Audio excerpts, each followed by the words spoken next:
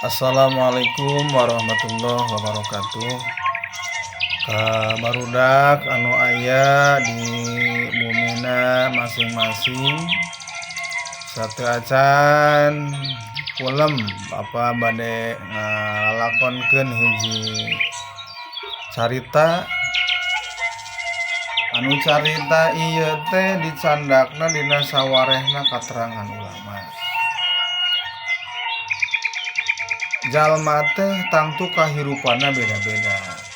Aya anu senang, aya anu teu senang aya anu sedih, aya anu bunga oge.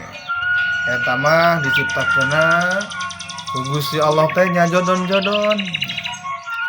Dina hiji lembur aya hiji jalma anu eta jalma teh kasebut nama jalma ngarti. Ngan eta jalma anu ngarti teh katarajang panyakit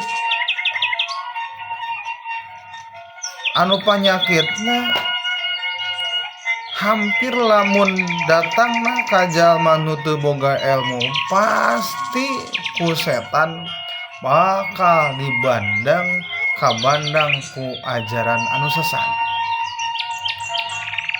Ngan ku sabab tadina eta teh ngaji jeung masantren, akhirna eta jalma saantos ngadangukeun pitutur bahwa Allah teh ngarizkian ka makhlukna Gusti Allah. Kamu aya bahasa bigoiri hisabin, kamu aya bahasa min haitsu la yahtasib, teu aya perkiraan tanpa dikira-kira.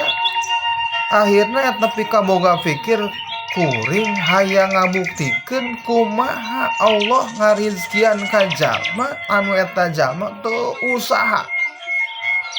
Kumaha maksudna? Rek nyobaan cenah kami kaleuweung. Eta jalma teh kaleuweung caritana.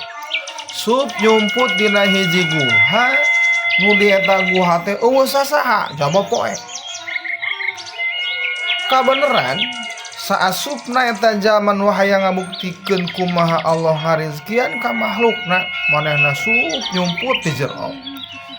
Aya 3 sodagar saritana teh keur di tengah perjalanan ari ningali ka luhur geuningan geus pepeteng poek. Ku sabab pepeteng poek akhirna mikir nu tiluan sodagar eta teh, aduh lamun nuluykeun perjalanan urang bakal kabentong ya. Jadi kudu kumaha urang? Atuh kitu mah mending ngiuhan. Akhirna eta sodagar mawa babaranganana, babandaanana ngiuhan sabab hujan beuki dieu beuki gede, ngiuhan neangan tempat nu iuh, neangan tangkal anu gede. Ngan ku sabab hujan tah beuki kerep bae akhirna urak-lilik ningali aya guha. Tah cenah aya guha, yuk urang asup ka guha. Sup tah nu tiluan teh ka guha. Barang asup ka guha meureun hujan teh beuki gede, ngobret akhirna urang ka jero. Ceuk cenah hayu ka jero. Cenah hurungkeun oborna. Jugres non teh korekna panekerna, hurungkeun obor teh di bawah ditu. Nupang hareupna teh ubar obor. Bisi aya orai, bisi aya naon? Beuki jero ternyata di jero aya jalma nu keur ngalalempreh bae kawas jalma nu kalaparan. Disampeurkeun ku nu tiluan teh. Sampurkeun, cenah aya jalma itu.